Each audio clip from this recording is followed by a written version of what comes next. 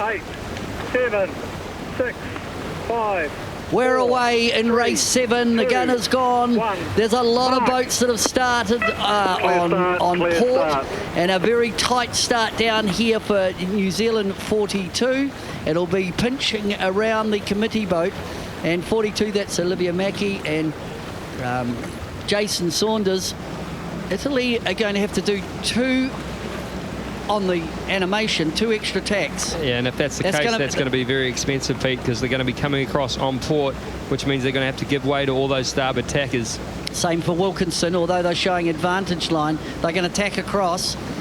So there's tack complete, but you can see how expensive tacks are. So we're going to see a lead change. It's their countrymen that are going to come across and take the lead around the top mark, and it looks like Olivia Mackay and Jason Saunders are going to be right there in the mix, in maybe second or third when we get round the top mark. They might not just be able to fend off the Italians, but if they can get round this next mark in second place, you can see them going for an early hoist. So they've obviously got a lot of disturbed air. They're trying to get that foresail up in plenty of time to generate as much power as they can to get round that mark in second, and they have done a nice job in doing that.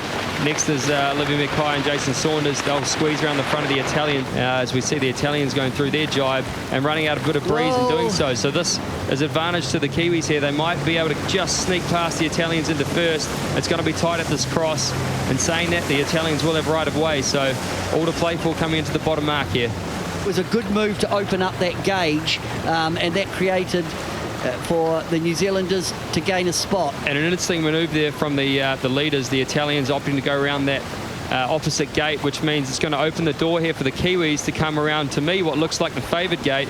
They're going to drop that blue sail there, and, well, it's going to open the door here for a split on this upwind. Yeah, the bottom mark gate's not square to the wind, so I think Pizarro actually picked the wrong gate, and therefore when they came round they had to do a late manoeuvre, and we've got a lead change. Now New Zealand are in the lead, and comfortably in the lead.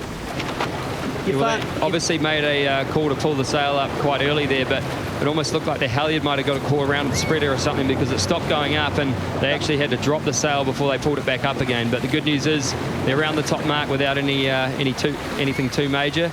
Jason swinging back out onto the trapeze wire, and very nicely done, like you said, Peter, almost flawless there. Great decision making and an awesome win.